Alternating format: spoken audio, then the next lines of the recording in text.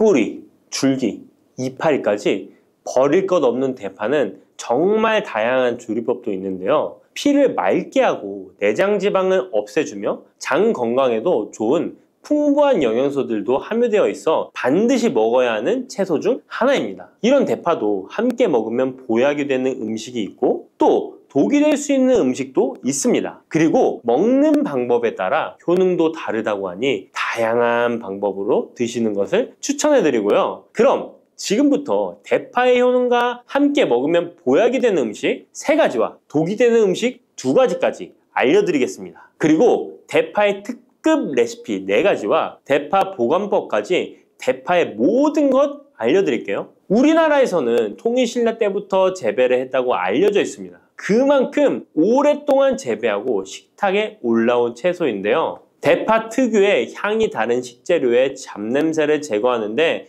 탁월한 효과가 있어서 생선이나 고기류의 냄새를 제거하는 향신료로도 많이 사용되고 있죠. 뿐만 아니라 물에 넣고 끓이게 되면 감칠맛이 좋아져서 다양한 육수와 채소를 만드는 데에도 빠지지 않고 들어가는 재료이기도 합니다. 이런 대파의 첫 번째 효능이 바로 내장 지방을 싹 빼준다는 것입니다. 대파에는 특유의 향과 알싸한 매운맛을 나게 하는 성분이 있는데요. 이 성분이 바로 황화알릴이라는 성분입니다. 이 황화알릴은 대파에 열을 가해 굽게 되면 프로필메르캅탄이라는 성분과 아조엔이라는 성분으로 변하게 되는데요. 대파를 구울 때 매운맛을 내는 성분은 휘발이 되어 없어지고 단맛이 나는 성분이 생성되는데 그 성분이 바로 프로밀메르캅탄입니다. 이 프로밀메르캅탄의 단맛 강도가 설탕 단맛의 강도보다 무려 50배나 강해서 대파의 단맛이 좋아지는 건데요. 정말 놀랍지 않나요? 근데 단맛 하면 당뇨가 있는 분들은 혈당이 많이 오를까봐 걱정되시잖아요. 이 성분은 설탕과는 달리 혈당을 오르게 하지 않아서 당뇨가 있는 분들도 전혀 부담 없이 드실 수 있는 단맛입니다. 또 열을 가하면 아조엔이라는 성분이 만들어진다고 했잖아요.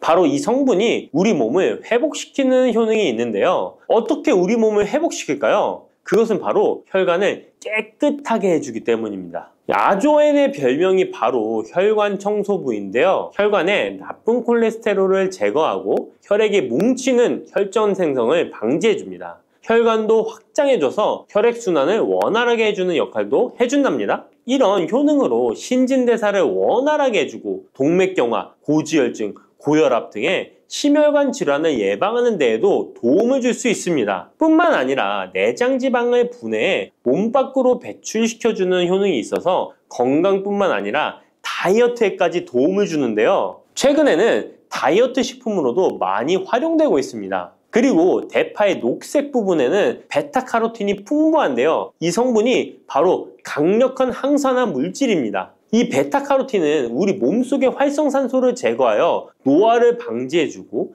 피부의 탄력을 유지하여 주름을 예방하는 효과도 탁월하여 피부 미용에도 좋은 영양소입니다. 그리고 면역세포의 기능을 강화해주어 감기나 독감 등의 질병을 예방하고 알레르기 반응을 억제해주는 효과도 있습니다. 또한 베타카로틴은 눈의 피로도 해소해주는데요. 시력을 보호하고 야맹증과 안구건조증을 예방하는 데에도 도움을 줄 수 있습니다. 대파의 베타카로틴은 구울 때 2.5배나 증가한다고 하는데요. 이런 대파의 효능을 극대화해 먹을 수 있는 방법이 있습니다. 대파의 특급 레시피 소개해드리겠습니다. 우선 대파를 깨끗하게 씻어주시고요. 5cm 정도로 잘라주십니다. 대파를 반으로 갈라주셔도 되고 그냥 사용하셔도 됩니다. 기름을 두르지 않은 팬에다가 대파를 올려서 구워주시는데 앞뒤로 골고루 약간 탄 것 같이 잘 구워줍니다. 이제 장을 만들어 줄 건데요. 물을 2컵 넣어주시고요. 간장을 반컵 넣어줍니다.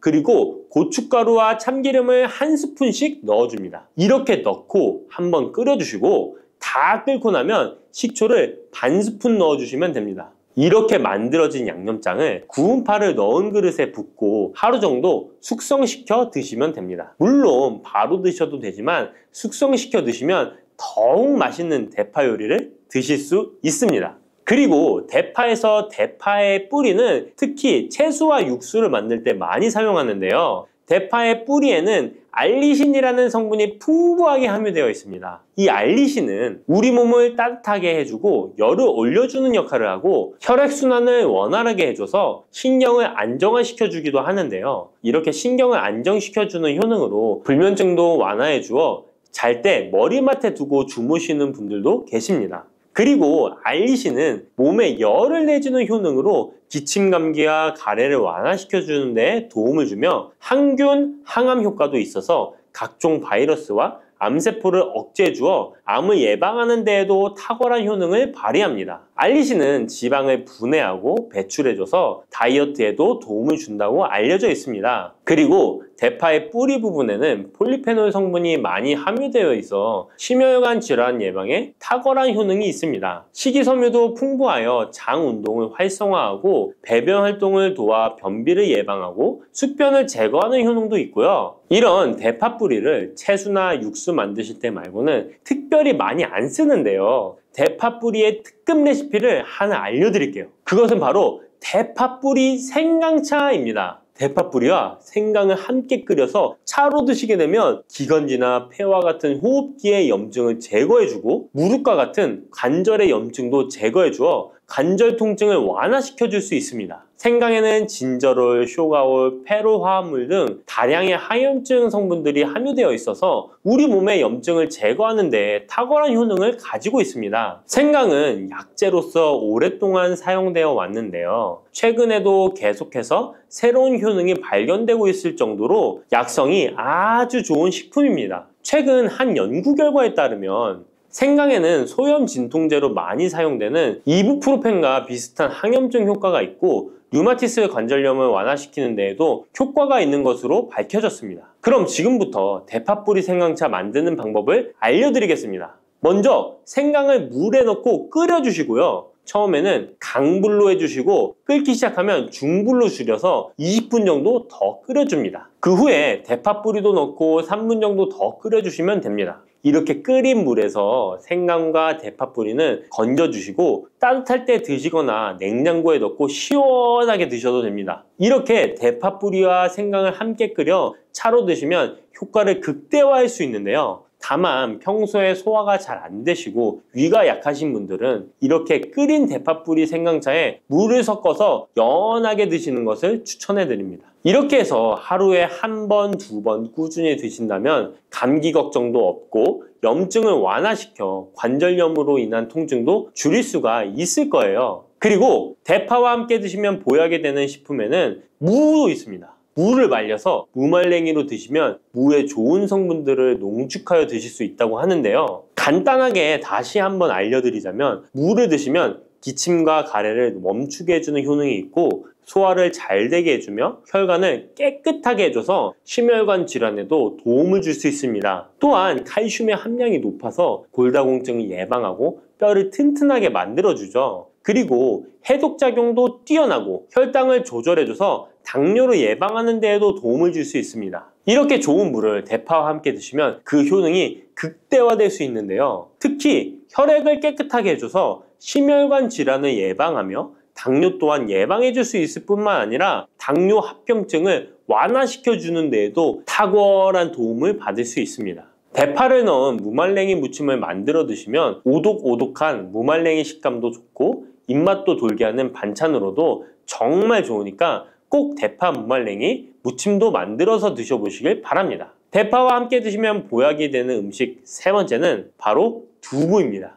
이 대파와 두부가 만나면 우리 몸에 에너지를 공급하여 활력이 넘치도록 도와줍니다. 그 이유는 바로 대파의 알리신 성분과 두부의 비타민 B1이 만나면 알리티아민으로 전환이 되는데요. 이 알리티아민이 비타민의 체내 흡수율을 높여주고 신진대사를 촉진해서 우리 몸의 피로를 회복하고 에너지를 불어넣어 주기 때문입니다. 그럼 여기서 대파 두부조림 맛있게 만들어 드시는 특급 레시피 알려드릴게요. 먼저 잘 씻은 대파를 어슷썰기로 썰어주시고요. 두부는 정사각형으로 깍둑 썰기를 해줍니다. 먼저 두부를 기름을 두른 팬에 구워주시고요. 노릇노릇해지면 썰어놓은 대파를 넣어줍니다. 간장을 2스푼 넣어주시고요. 고소한 참깨도 뿌려서 잘 익혀주시면 대파 두부조림 완성입니다. 정말 맛있겠죠? 이렇게 만든 대파 두부 조림을 드시고 활력 넘치는 하루를 보내실 수 있을 거예요. 대파와 함께 드시면 보약이 되는 음식 네 번째 알려드릴게요. 그것은 바로 대파 팽이버섯 부침입니다. 이 팽이버섯은 버섯 중에서도 버섯 키토산의 성분이 가장 많이 함유되어 있을 뿐만 아니라 식이섬유가 정말 풍부하게 함유되어 있는데요. 버섯 키토산은 혈액 속의 지방을 분해하고 콜레스테롤을 제거해 고혈압, 동맥경화, 심장병 같은 심혈관 질환을 예방할 뿐만 아니라 체내의 지방을 흡착하여 배출시켜주어 내장 지방을 줄여주는 데에도 탁월한 효능이 있습니다.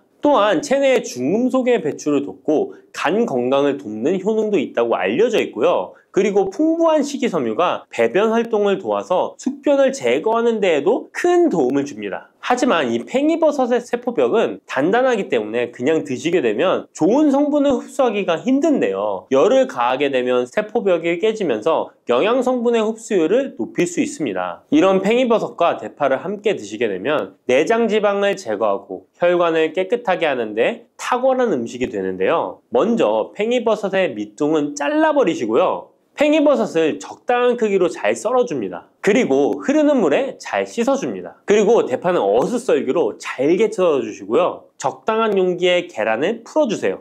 팽이버섯과 대파를 넣어서 잘 섞어주고 소금 한 꼬집을 넣어 간을 해줍니다. 이제 잘 달궈진 팬에 기름을 두르고 부쳐주시면 됩니다. 정말 쉽죠? 그런데 이렇게 좋은 대파도 함께 드시면 안 되는 음식이 있습니다. 대파와 함께 드시면 안 되는 음식 첫 번째는 바로 꿀입니다. 대파와 꿀은 두 가지 다 몸에 열을 올려주는 효능이 있습니다. 한의학에서는 대파와 꿀을 함께 먹으면 위장에 탈이 나고 더부룩한 현상이 나타날 수 있다고 하는데요. 대파와 꿀을 함께 먹으면 위에서 소화액 분비를 억제하여 소화불량을 유발할 수 있기 때문인데요. 또한 꿀은 알레르기 반응을 일으킬 수 있는데 대파와 함께 먹으면 알레르기 반응이 더 악화될 수 있다는 것을 알아두시면 좋고요. 꼭 기억하셔서 대파와 꿀은 함께 드시지 않기를 추천합니다. 또 대파와 함께 드시면 안 되는 음식은 미역입니다. 미역과 대파 둘 다 알긴산이라는 성분이 있는데 이 알긴산은 미끌거리는 식감이 있습니다. 함께 드시게 되면 식감이 안 좋은 이유도 있지만 식감보다도 더 중요한 이유가 있습니다. 왜냐하면 파에는 인과 유황 성분이 있기 때문인데요. 미역과 파를 함께 드시게 되면 파의 인과 유황 성분이 미역에 함유된 칼슘의 흡수를 방해하게 됩니다. 미역에는 칼슘 함량이 높아서 골다공증 예방에 좋은 효능이 있는데 이 효과를 떨어뜨리게 되는 것이고요. 미역국을 끓일 때 대파로 채수를 내어 시원한 미역국을 끓여 드시는 분들이 계신데 절대 미역국을 끓일 때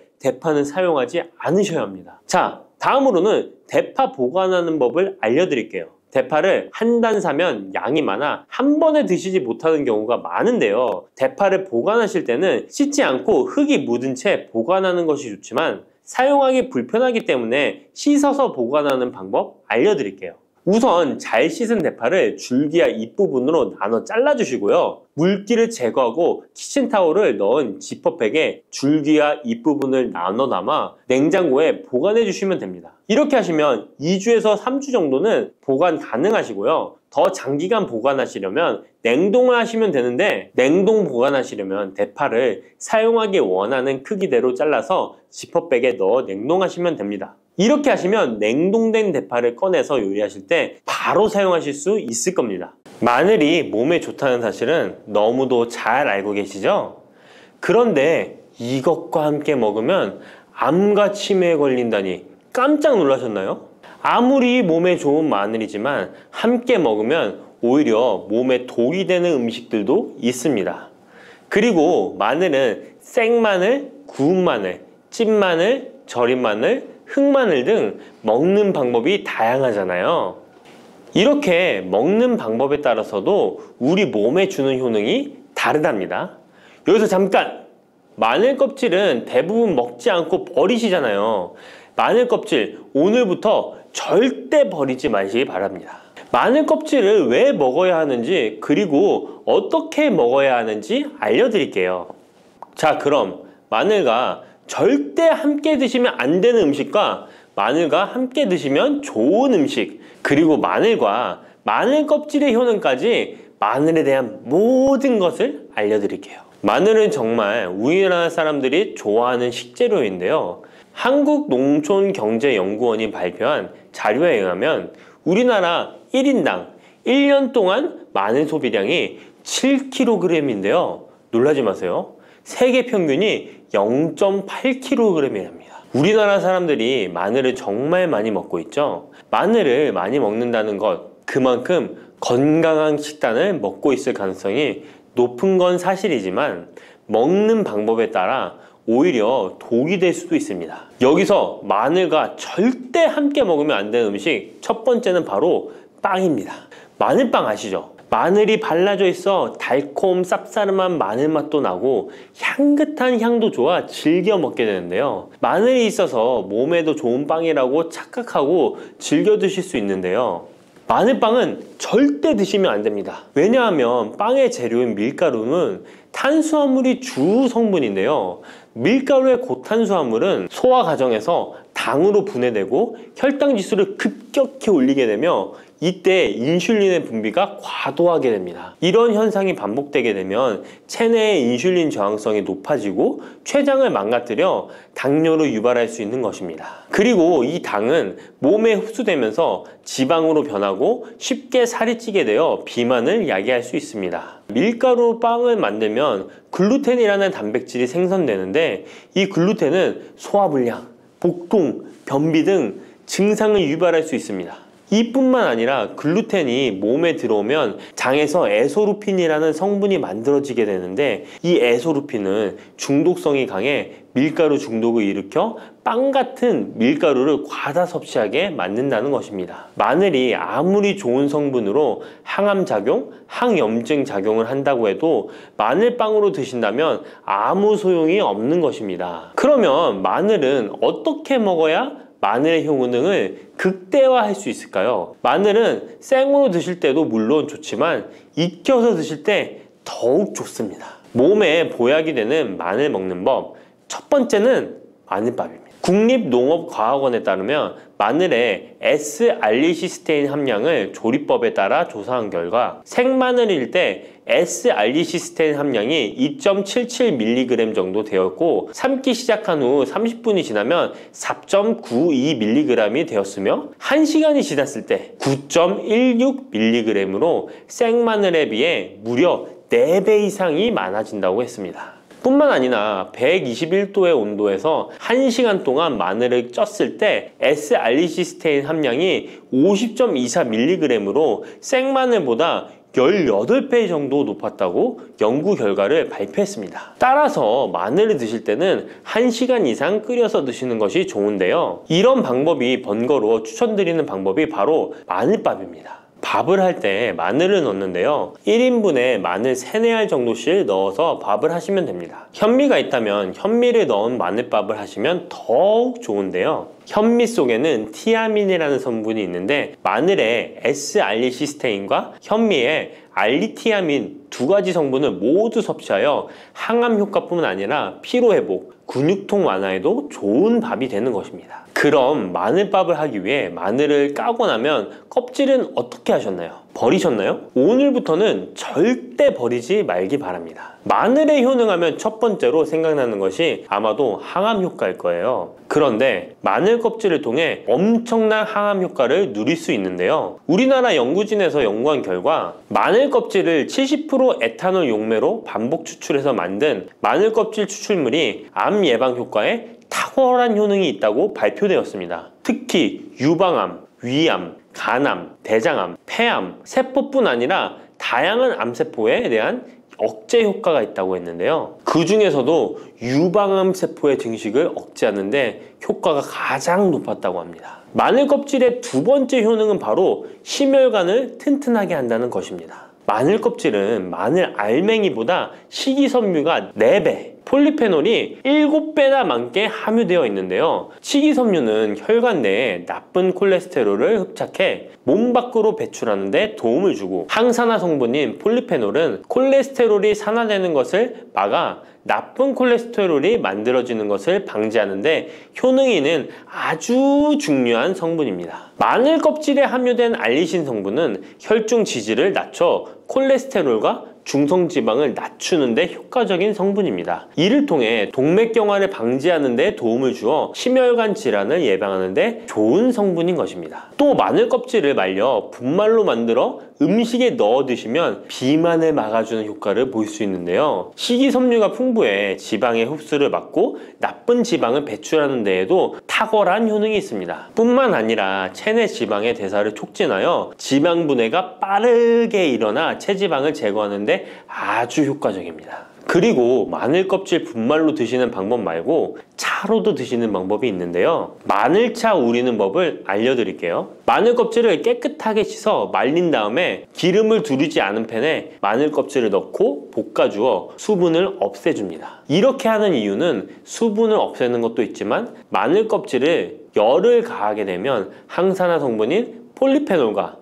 플라보노이드 성분이 증가하기 때문입니다. 이렇게 수분을 없앤 마늘 껍질을 냉동실에다 보관하셨다가 드실 때 끓는 물에 소주 반 컵을 넣고 물 1리터, 마늘 껍질 15g 정도 넣고 끓여주시면 됩니다. 이렇게 끓인 마늘 껍질차를 따뜻하게 드셔도 되고 냉장고에 넣어 시원하게 드셔도 괜찮습니다. 마늘이 몸에 좋다고 해서 꿀에 마늘을 재워 드시는 분 계시잖아요. 물론 꿀마늘이 몸에 좋은 분들도 계시지만 꿀과 마늘은 절대 함께 드시면 안 되는 음식입니다. 식품 비방이라는 문헌에 보면 꿀과 마늘은 함께 먹으면 안 된다라고 적혀 있는데요. 그 이유는 꿀과 마늘은 둘 다 열을 내는 뜨거운 음식이기 때문입니다. 꿀과 마늘을 함께 먹게 되면 체질이 맞지 않는 경우에는 부작용이 클 수 있기 때문입니다. 체질에 맞지 않는 분들이 이 꿀마늘을 드시게 되면 눈의 충혈이 잦아지고 노화가 빨라질 수 있습니다. 돋보기를 빨리 쓸 수 있게 된다는 거죠. 또한 두통이 생기며 피부에도 트러블이 생기는 부작용도 있으니 꼭 기억하시기 바랍니다. 당 섭취에 주의하셔야 하는 당뇨, 고지혈증을 갖고 계신 분들이나 암 환자분들은 절대로 꿀마늘을 드시면 안 됩니다. 그렇다면 마늘을 또 어떻게 드시는 것이 좋을까요? 바로 다양한 쌈채소와 함께 드시는 것을 추천드립니다. 마늘의 매운맛을 내는 알리신 성분이 혈관을 건강하게 하여 암을 예방하고 쌈채소를 통해 다양한 비타민과 무기질을 섭취하며 풍부한 항산화 물질도 섭취해 활성산소를 제거하고 혈관을 깨끗하게 해 노화를 방지하고 활력이 넘치는 건강한 몸이 될 수 있는 것이죠. 그런데 마늘을 반찬으로 만들어 드실 때 절대 드시면 안 되는 것이 있습니다. 그것은 바로 마늘장아찌입니다. 아니, 마늘장아찌가 왜? 라고 의문이 생기는 분들이 계시죠? 모든 마늘장아찌가 안 된다는 것이 아니라 설탕이 많이 들어간 마늘장아찌는 만들어 드시면 안 됩니다. 시중에 판매되는 마늘장아찌에는 설탕이 많이 들어가 있을 가능성이 높으니 절대 드시지 않기를 바랍니다. 몸에 좋은 마늘도 설탕과 함께 먹으면 오히려 독이 되는데요. 설탕이 많이 함유된 마늘장아찌를 드시게 되면 혈당이 급격하게 오르고 인슐린 저항성이 높아지며 혈액 속에 중성지방이 많아져 혈액을 끈적하게 만들게 됩니다. 또한 설탕을 많이 섭취하게 되면 뇌에서 기억력을 담당하는 해마의 크기를 줄어들게 해 기억력을 감퇴시키고 나아가 치매를 일으킬 수도 있습니다. 집에서 마늘장아찌를 담가 드실 때는 설탕을 넣지 말고 건강한 식재료만을 사용하시는 것이, 마늘을 건강하게 드실 수 있는 또 다른 방법은 흑마늘을 추천드립니다. 마늘에 열을 가하면 마늘색이 점점 짙어져 결국 까맣게 변하는 흑마늘이 되는데요. 그 이유는 마늘 속에 있는 당류와 단백질인 아미노산이 반응하여 갈색을 띠는 멜라노이딘 색소가 만들어지기 때문입니다. 이 반응을 마이야르 반응이라고 하죠. 고기를 구우면 빨간색의 고기가 점점 희어지다 갈색으로 변하는 반응과 같은 원리인 것입니다. 이렇게 흑마늘을 만들게 되면 생마늘보다 S알리스테인 성분이 5배가 많아질 뿐만 아니라 새로운 항산화 물질들이 많이 만들어지게 됩니다. 항암 효과가 뛰어난 폴리페놀이 생마늘에 비해 4배 이상 많아지고 유액 분비를 촉진해 소화를 잘 되게 하는 효능도 있으니 잊지 마시고 흑마늘을 만들어 주시기 바랍니다. 마늘은 또 요리할 때 많이 사용하는 재료인데요.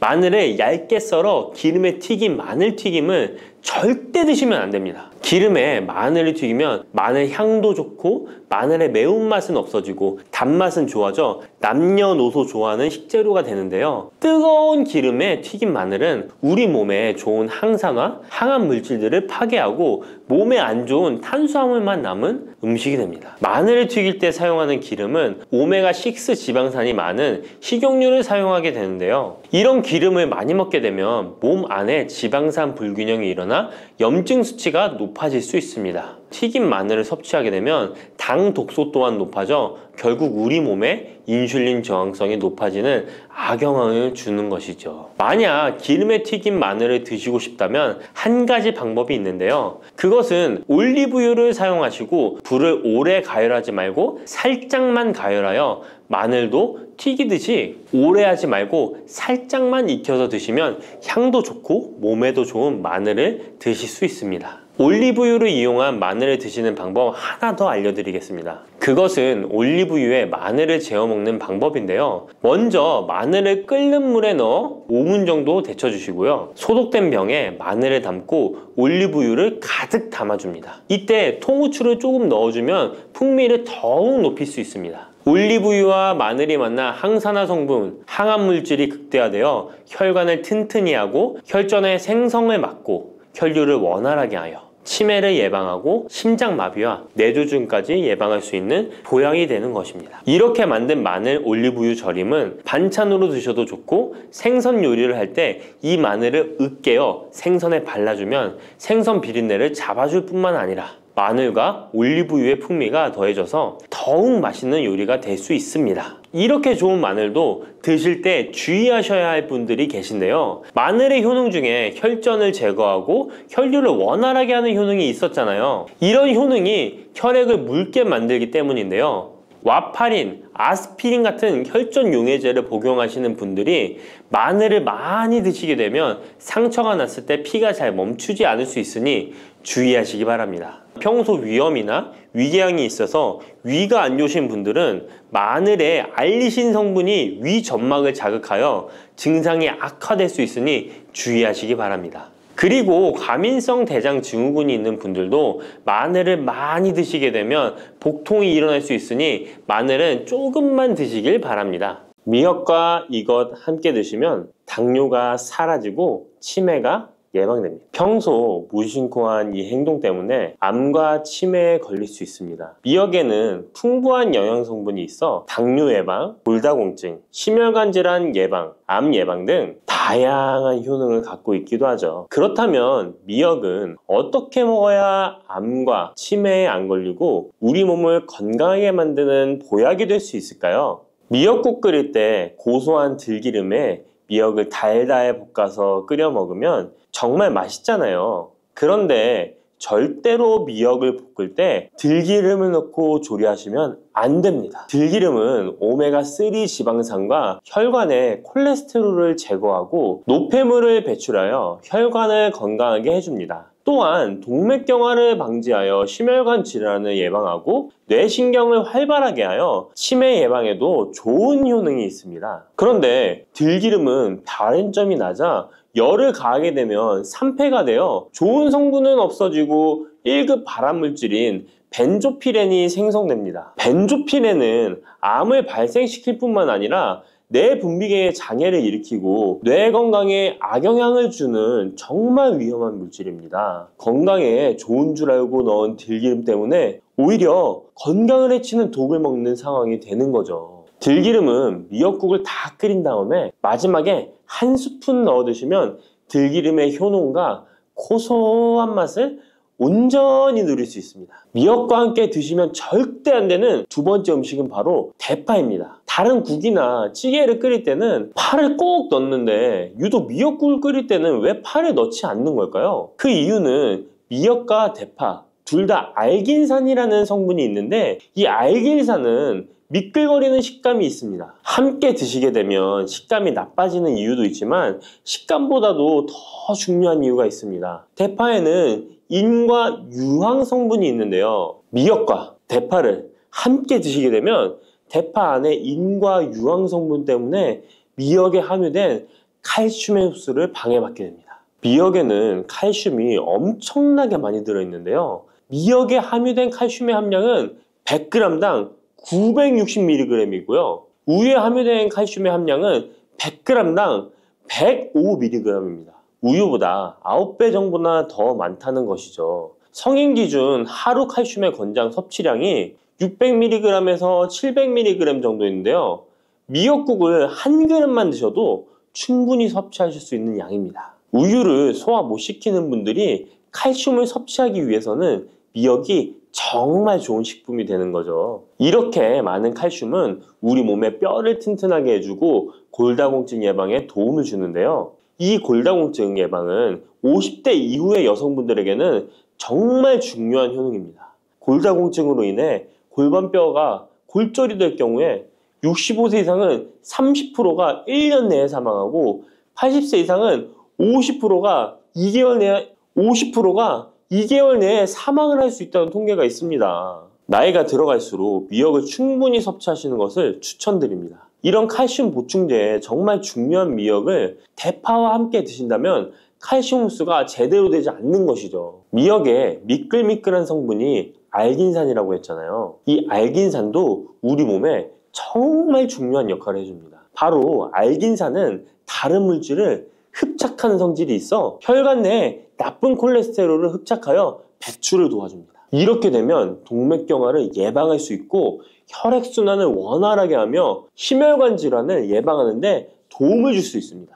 미역이 피를 맑게 한다고 하잖아요. 바로 이 알긴산의 효능 때문에 혈관이 깨끗해지기 때문입니다. 또한 알긴산은 장 운동을 촉진하고 배변 활동을 원활하게 하여 변비 예방에 도움을 줍니다. 이는 미역의 풍부한 식이섬유와 함께 장 건강에 도움을 주는 거죠. 미역에 함유된 풍부한 식이섬유는 당뇨 예방에 탁월한 효능을 발휘하는데요. 국립보건원에서 장년층 7,400명을 대상으로 추적 조사를 해봤는데 해조류를 전혀 먹지 않는 사람과 매일 미역국 반 그릇 이상의 해조류를 섭취한 사람의 당뇨병 발생 위험도를 조사했는데 하루에 미역국 반 그릇 이상 먹는 사람이 해조류를 전혀 먹지 않는 사람에 비해 당뇨병 발생 위험도가 20%가 낮았습니다. 미역의 풍부한 식이섬유는 급격히 오르는 혈당을 막아주는데요. 식이섬유가 소화의 속도를 늦춰주고 인슐린의 분비를 조절해주기 때문입니다. 식이섬유는 포만감을 높여주고 칼로리가 낮아 식사량을 조절하는 데 도움을 주고 체내에 노폐물과 독소를 배출하여 체중을 감량하는 데도 도움을 주어 다이어트 식품으로도 많이 활용되고 있습니다. 미역국은 또 아이를 출산한 산모들이 반드시 먹는 음식인데요. 미역의 풍부한 요오드는 출산 후 늘어난 자궁을 수축시켜주는 데 도움을 주며 모유가 잘 나오도록 도와줍니다. 또한 요오드는 피를 멎게 하여 상처를 빨리 아물게 하는 역할도 해줍니다. 칼슘과 철분이 풍부하여 출산 후에 흥분된 신경을 안정시켜주고 혈액의 생성을 도와 산모의 빈혈 예방에 도움을 주게 됩니다. 또한 칼륨이 풍부한데요. 칼륨은 체내 나트륨을 배출해주는 역할을 해줘 산모의 부종을 완화시켜주는데 탁월하기도 합니다. 그리고 요오드는 산모에게 좋을 뿐만 아니라 신진대사를 촉진하여 몸에 에너지를 보충해주는 역할을 합니다. 요오드가 부족할 때 나타나는 증상들이 있는데요. 몸에 기력이 없다고 하죠. 힘이 없고 피로감이 높아지게 됩니다. 신진대사가 원활하지 않기 때문에 몸의 영양소를 소모하지 않게 되어 체중이 증가하게 되고요. 피부가 건조해져 거칠어지고 탈모도 일어날 수 있습니다. 나이 들면서 인지 능력이 떨어지는 것도 요오드 부족의 한 현상일 수도 있습니다. 요오드가 부족하면 우리 몸의 호르몬의 중추적인 역할을 하는 갑상선에 문제가 생기는데요. 바로 갑상선 저하증이 생길 수 있습니다. 이러한 문제들을 미역을 섭취함으로 예방할 수 있는 건데요. 요오드의 하루 권장 섭취량은 2.4mg입니다. 미역국 한 그릇에는 요오드가 약 1.1mg 정도 함유되어 있으니 미역국은 하루에 한두 그릇만 드시길 바랍니다. 요오드는 과하게 섭취하게 돼도 문제가 생기는데요. 요오드의 섭취량이 많아지면 갑상선염이나 다른 갑상선 질환도 유발할 수 있습니다. 특별히 갑상선이 약하신 분들은 미역을 섭취하는데 주의하셔야겠습니다. 갑상선은 우리 몸에서 가장 중요한 내분비 기관 중 하나인데요. 갑상선은 목 부분, 기관지 아래에 위치한 나비 모양의 내분비 기관인데요. 중요한 여러 기능을 하지만 그 중에서도 대사율을 조절하는 역할이 있습니다. 갑상선에 T3, T4 호르몬을 분비하여 우리 몸의 에너지 소비와 체온 조절을 하는데 중요한 역할을 하게 됩니다. 갑상선 호르몬은 신경 시스템의 정상적인 기능을 유지하는데 꼭 필요한데요. 호르몬이 제대로 분비되지 않아 수치가 너무 높거나 낮게 되면 우울, 불안 증세, 기억력 감퇴 등의 문제도 발생할 수가 있습니다. 이 갑상선 호르몬에 영향을 미치는 것 중에 요오드가 있는데요. 요오드가 부족하면 세계보건기구에서는 뇌세포가 손상되고 치매가 발생할 수 있다고 보고하고 있습니다. 갑상선 저하증이나 항진증이 있는 분들이 요오드가 많은 미역을 많이 드시면 오히려 건강을 더 해칠 수가 있습니다. 건강하신 분들은 미역을 많이 드셔도 호르몬 조절이 잘 되어 문제가 없지만 갑상선에 문제가 있어서 호르몬 조절이 잘 안 되는 분들은 이 요오드의 수치가 높아지게 되면 체내에 활성산소가 증가하게 되어 염증을 일으키고 갑상선염을 유발하고 극히 드물지만 심해지면 갑상선 암으로도 발전시킬 가능성도 있습니다. 따라서 갑상선에 문제가 있는 분들은 미역을 드실 때 주의하셔야 합니다. 날이 갈수록 암의 발병률이 높아지고 있어서 암에 대한 관심도가 높아지는 것이 사실이죠. 이처럼 미역에는 강력한 항암 효과가 있어 건강식품으로도 아주 좋은데요. 미역에는 요오드, 식이섬유, 칼슘, 비타민 등 많은 영양소가 있다고 했잖아요. 그런 것보다 훨씬 중요한 것이 있습니다. 바로 후코이단이라는 성분인데요.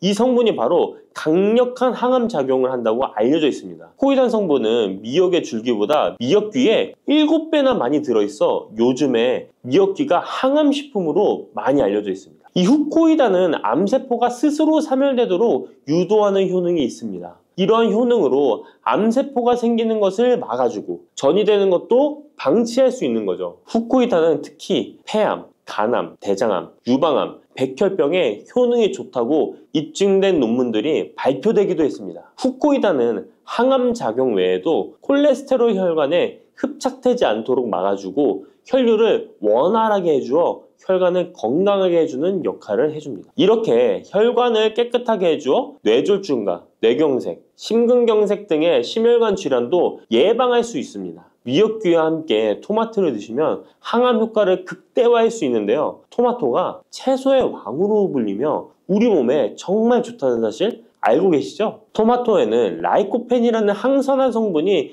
풍부하게 함유되어 있습니다. 라이코펜은 강력한 항산화 작용으로 몸 안의 활성산소를 제거하여 혈관을 건강하게 하고 염증을 제거하여 노화를 예방할 뿐만 아니라 미역의 후코이단과 만나 암세포를 제거하는 강력한 항암작용을 하게 됩니다. 미역과 함께 드시면 효과가 극대화되는 음식으로는 두부가 있습니다. 콩으로 만든 두부는 식물성 단백질이 풍부해서 건강식품으로 우리 식탁에 정말 많이 올라오죠. 두부에는 단백질뿐만 아니라 사포닌 성분도 풍부하게 함유되어 있습니다. 사포닌은 인삼, 홍삼, 더덕 등에도 풍부하게 함유되어 있는 성분인데요. 이 사포닌은 면역력을 강화하고 체내의 활성산소를 제거하여 노화를 방지하고 항암작용도 하여 암을 예방하기도 합니다. 정말 기적과 같은 성분입니다. 그런데 이 사포닌의 단점이 체내에 요오드를 배출하여 요오드 결핍이 있는 분들은 주의하셔야 하는데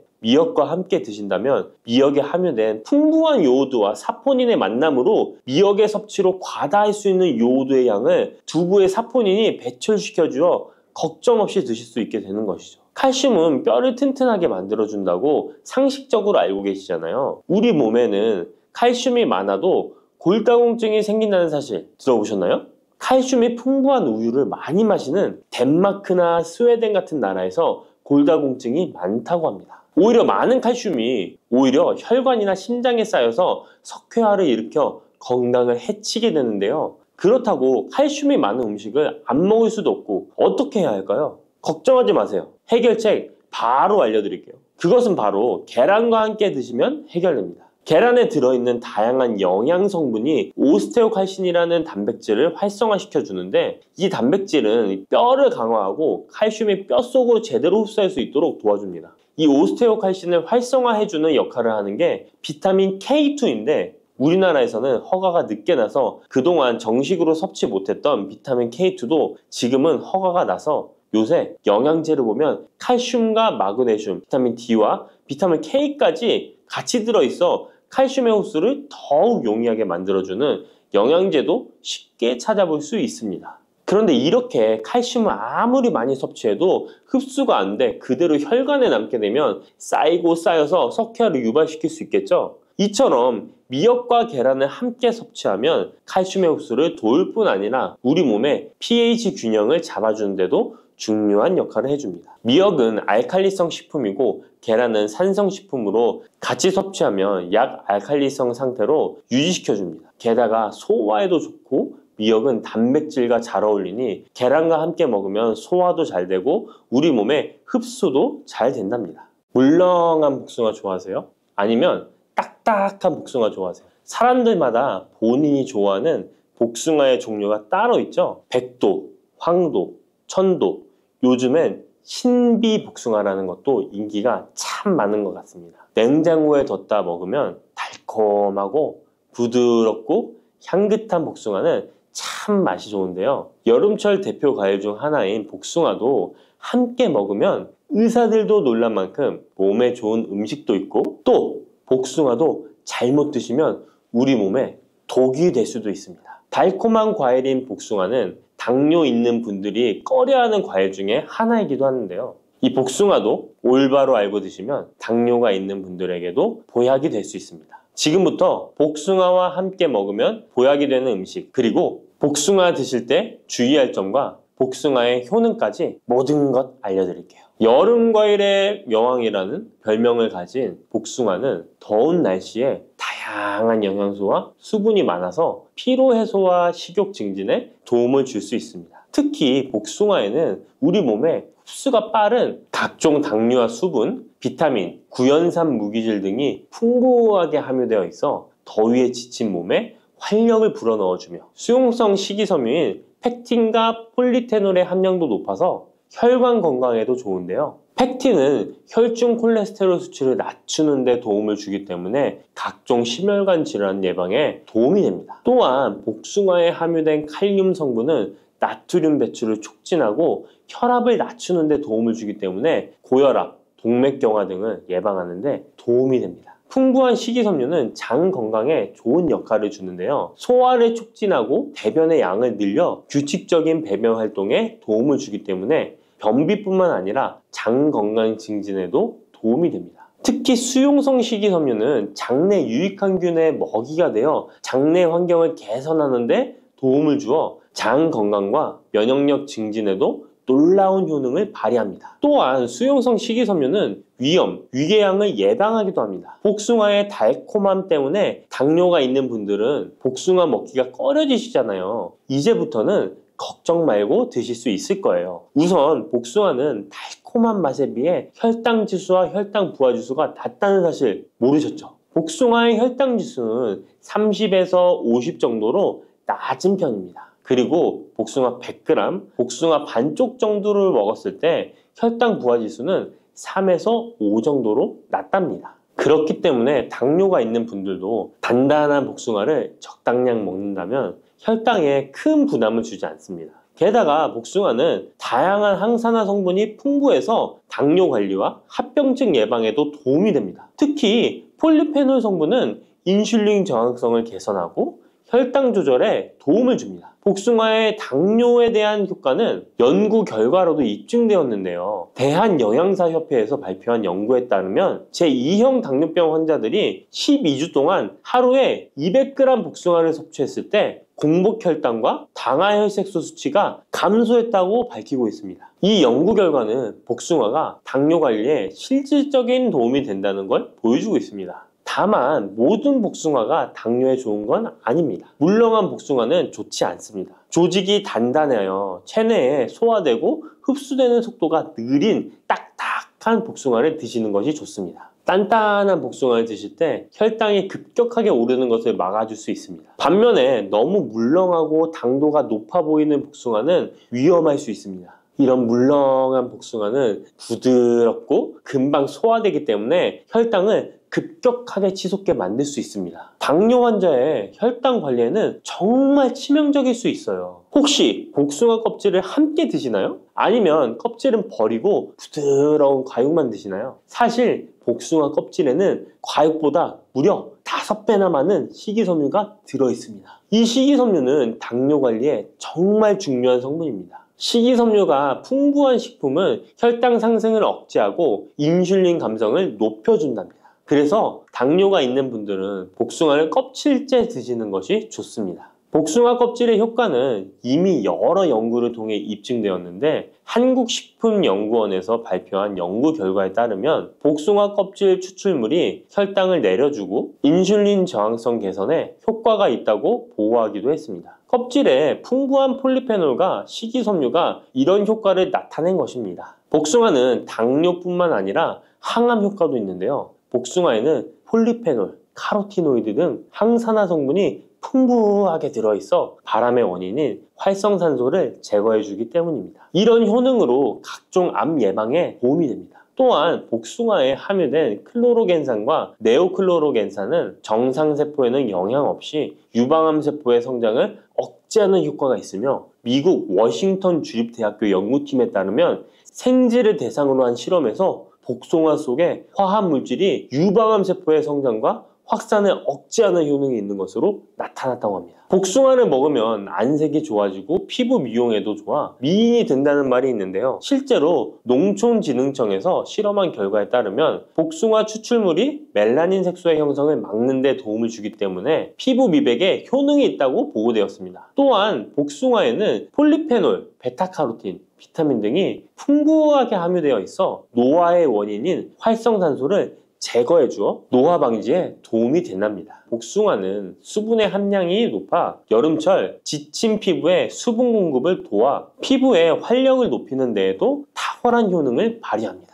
또한 복숭아는 신경을 안정시켜 주는데 도움이 됩니다. 성분이 들어있어 불면증, 불안감 등을 줄여주고 풍부한 마그네슘은 스트레스와 불안 해소를 돕고 과도한 흥분으로부터 신경계를 진정시켜주는 효과가 있습니다. 복숭아에 들어있는 구연산, 아스파라긴산, 글루타민 등은 스트레스를 줄이는 데 도움을 주기 때문에 잠자리에 들기 전 복숭아를 먹으면 여름철 불면증 해소에도 도움이 됩니다. 이렇게 좋은 복숭아도 함께 먹으면 시너지가 폭발해 보약이 되는 음식들이 있습니다. 아몬드, 호두와 같은 견과류에는 불포화 지방산이 매우 풍부합니다. 이 불포화 지방산이 인슐린 감수성을 높이고 혈당을 안정시켜주는데 여기에 복숭아의 폴리페놀이 더해지면 혈당 조절 효과는 높아지게 됩니다. 달콤한 복숭아와 고소한 견과류를 함께 드시면 당뇨 예방과 당뇨 관리에 최고인 것이죠. 그리고 많은 분들이 요거트에는 유산균이 풍부해 장 건강에 도움이 된다는 걸 알고 계실 거예요. 여기에도 복숭아를 함께 드시면 그 효과가 2배로 늘어나는데요. 복숭아에 들어있는 폴리페놀이 유산균의 활성을 높여주는데요. 이렇게 되면 장내 환경이 좋아져 인슐린 저항성도 개선되고 혈당 조절도 쉬워집니다. 계피는 인슐린 저항성을 개선하는 것으로 잘 알려져 있습니다. 매일 계피가루를 조금씩 섭취하는 것만으로도 당뇨 관리에 도움이 되는데요. 계피와 복숭아를 함께 드시면 시너지를 내서 혈당을 안정시켜 줄 수 있습니다. 이렇게 몸에 좋을 것만 같은 복숭아도 드실 때 주의하셔야 할 것들이 있습니다. 언제, 어디서든 먹기 좋은 복숭아, 통조림 잘 알고 계시죠? 복숭아 통조림을 절대 드시면 안 됩니다. 통조림 복숭아에는 설탕의 함량이 매우 높기 때문입니다. 많은 설탕이 들어가 있을 뿐만 아니라 복숭아 자체도 물렁물렁하여 드시게 되면 혈당이 급격히 올라가게 됩니다. 당뇨 환자에겐 치명적일 수 있을 뿐만 아니라 건강한 사람도 자주 드시게 되면 췌장이 망가지고 각종 심혈관 질환의 위험이 높아질 수 있습니다. 게다가 통조림 가공 과정에서 영양소 손실도 많이 일어나게 되는데요. 비타민 C와 폴리페놀 같은 중요한 영양소가 파괴될 수 있습니다. 이렇게 되면 당뇨 관리에 도움되는 성분뿐 아니라 건강에 좋은 여러 영양 성분이 사라져 그냥 단맛 나는 젤리 비슷한 음식을 먹는 것과 마찬가지가 되는 것입니다. 그러니 통조림 말고 반드시 싱싱한 복숭아를 드시기 바랍니다. 또한 복숭아에도 부작용이 있는데요. 복숭아 알러지 많이 들어보셨죠? 복숭아 알러지가 있거나 복숭아를 먹었을 때 두드러기, 호흡곤란, 설사, 발작 등의 증상이 발생한다면 복숭아는 피하는 것이 좋습니다. 또한 복숭아는 식이섬유의 함량이 높아서 과도하게 많이 먹게 되면 설사, 복통 등의 부작용이 발생할 수 있으니 과다 섭취는 피하시기 바랍니다. 지방 함량이 높은 음식과 함께 섭취하면 복숭아의 유기산이 지방 분해를 막아 배탈을 유발할 수 있습니다. 복숭아 씨앗에는 아미그달린 성분이 많이 들어있기 때문에 과다 섭취 시 사이안 화물 중독에 의해 구토나 간 손상, 호흡곤란, 동공 확장, 현기증 등의 부작용이 발생할 수 있으니 복숭아 씨앗 섭취는 절대 하시면 안 됩니다. 복숭아 보관은 어디에, 어떻게 하시나요? 냉장고 아니면 상온에 보관하실 텐데요. 일단 복숭아는 구입한 당일이나 다음날 바로 드시는 것이 좋습니다. 상온에서 2에서 3일 정도 보관했다가 드시면 맛이 가장 좋습니다. 그런데 구매한 양이 많아 전부 못 드시게 되면 냉장 보관하시기 바랍니다. 냉장 온도는 5도 정도의 온도로 유지해 주는 것이 좋습니다. 너무 차갑게 하시면 단맛이 떨어질 수 있으니 추천드리지 않습니다. 그러면 냉장 보관한 복숭아는 바로 꺼내 먹어도 될까요? 시원해서 좋을 수 있지만 먹기 1시간 전에 꼭 상온에 꺼내 두었다가 드시는 것을 추천드립니다. 8도에서 13도 사이가 복숭아가 가장 맛있는 온도입니다. 상온에 잠시 두면 냉장고의 차가운 온도가 풀리면서 복숭아의 달콤함이 살아납니다.